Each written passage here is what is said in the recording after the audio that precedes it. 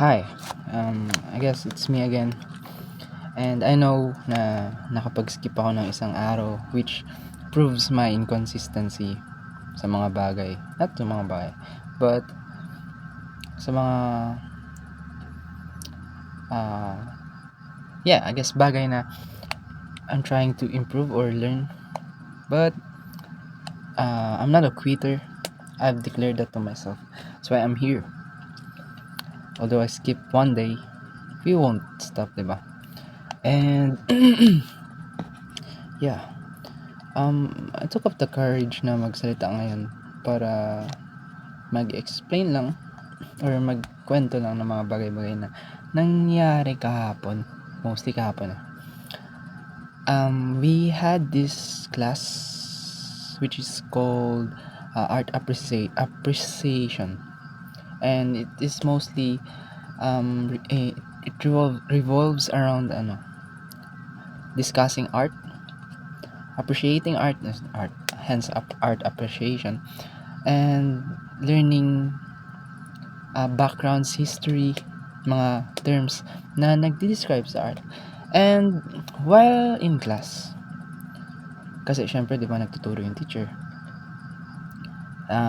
may mga binibigay siyang terms or pinapresent siyang terms sa screen, and she's asking if we can describe this specific term, this specific phrase na galing sa mga iba't ibang klaseng tao na batikan sa art. And while I was sitting dun sa upuan, of course, I can't help but be frozen.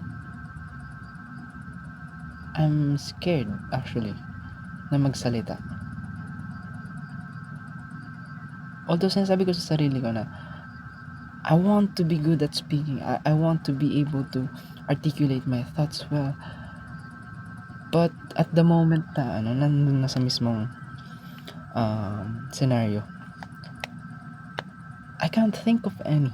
I can't even explain mga simple terms like education, a refinement, ano pa yung isa? Culture. Those terms is nahihirapan akong i-explain.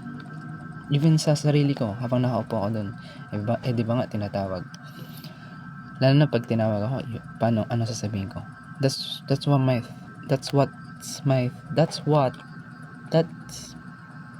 yun yung nasa isip ko habang nakaupo. Sorry, mahirap pa ganun. And while in class, syempre nagtatanong ng mga students, I can't help but be amazed sa mga kaklase ko na they can always give their thoughts, their explanation seamlessly. Like, wow, I wish to be that kind of person. But yung sa akin kasi hanggang I wish. And syempre wala akong matututunan if wala akong action na gagawin, di ba? And yeah, even yung mga galing ibang department na kasama namin, mga ireg, I don't think na ireg sila, pero basta ibang na hindi psychology, they have this they have such a way in their words na kaya talaga nilang i-explain everything, or basta something na naiintindihan, and it sound complex but understandable, easily digestible. Meron pa yung mga nag-i-English pa. Like, wow, I aspire to be that kind of person. That's why I'm doing this actually, to be good at articulating my thoughts. And yeah, even sa mga simpleng terms, nahihirapan ako na i-explain sila. And I don't even know why, but parang default na ganito sa akin. And yeah, siguro overthink ko yung mga bagay-bagay, yung mga terms, yung mga yung mga terms, yung meaning ng mga bagay-bagay na yun, mga terms. See, paulit-ulit. But yeah, I've always said to myself, declared to myself na kapag may mga ganung pagkakataon na nagpapareset ng teacher, raise your hand. Whenever I'm at home dito sa bahay, sinasabi ko para sa akin, kaya ko yan, kaya ko mag-raise ng hand. If nagpapareset ng teacher, raise your hand and just answer what you truly know. But sa mismo scenario, wala. Natamahimik. I can't even construct a thought or magsulat ng explanation sa papel. Although I wrote something sa papel ko, I'm chickened out na sabihin yun in front of class. Yeah, that's the other thing na I'm embarrassed. I'm incredibly shy sa mga tao. Lalo na sa perception ng tao sa akin. That plays a part and I'm fully aware of it. I'm fully aware but I'm not drastically moving or changing my actions para i-conquer yun. Which syempre will lead sa paulit-ulit na cycle na ganito. I can't even remember. I know it's a long time but I can remember last time or the first time I've said na I will took up the courage na magsalita in front of class to practice my speaking skills and communication skills. And I would say so far nothing has changed. Meron siguro, I guess, konti. But it's not something na masasabi mo, uy, grabing pagbabago. Yun. And yeah, walang pagbabago. And often I feel discouraged kasi nga walang drastic na pagbabago ang nakikita ko. And I guess that's what consistency will teach me. And discipline rin.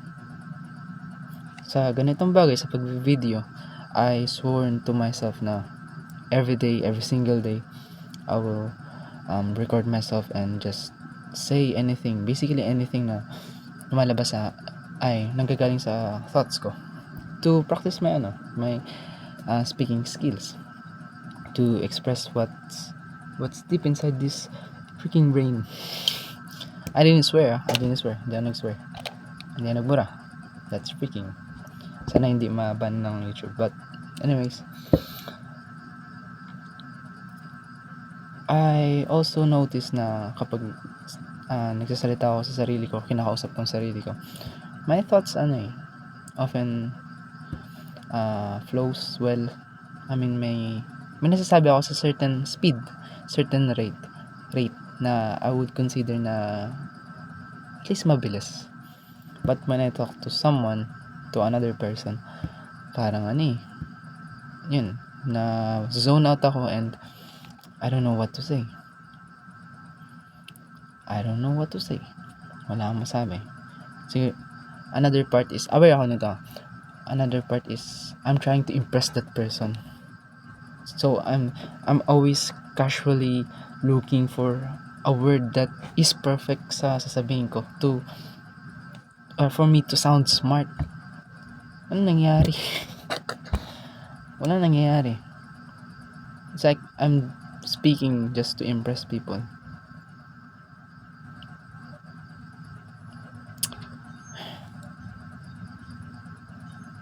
It's one of things na need kong i-fix. Speaking just for the purpose of learning to speak, just for the very purpose of learning to speak. And yeah, another thing is nabubulol ako, nasa-stutter ako.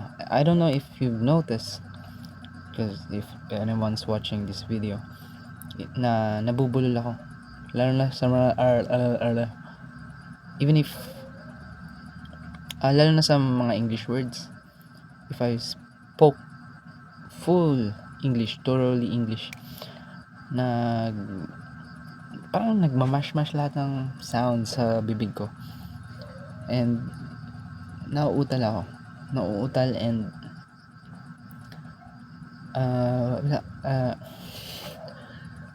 sige, I'll speak just English words right now, and I wouldn't speak my native language, which is Filipino. Yeah, as I've said, my English speaking skills is blurry. I can't even speak that well. Even my thoughts is all jumbled up. When you imagine a meadow with no nothing, but just grass and the sky, that's it. Like blank space, blank page, blank paper. I'm always fond of my friend in my class. This guy friend that I have, he has always this infinite amount of knowledge. I wouldn't say knowledge. I guess it's a type of knowledge, but infinite amount of something to say. You know what I mean? Like, he has always something to say to whoever, whenever, wherever. It's like this infinite machine of talking. I give up. No, don't give up. I hear my nandyan na sila papa, kasi nahiya akong magsalita sa kanila. Yun din, ba't ka nahiya? Nothing will change if nahihiya ka, di ba? See, back to the to the friend that I have who speaks infinite amount of topics. Yun din, ang goal ko is to be parang spontaneous na pagsasalita, na I'm the kind of person na if you ask something, hindi ako yung i-initiate ng conversation. Pag may nagtanong sa akin, doon lang ako magsasalita. Mostly. Sometimes syempre nag-i-initiate din ako noon, pero most people na kasama ko within my is hindi ako masyado nag-i-initiate. Sometimes I feel din kasi na hindi naman important yung sinasabi ko, but I could say that it's the same for other people, na sometimes yung mga kinukwento nila is not that important, but ko naman na what do you call this, na-entertain ko naman yung mga ganong klase ng kwento.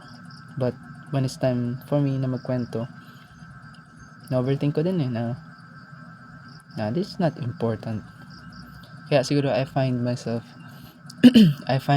na nagkukwento mostly academics, yung mga importante yung bagay sa buhay, sa academics, kailan pasan ng ganito, kailan pasan ng ganyan, oy, birthday niya ng ganito, di ba?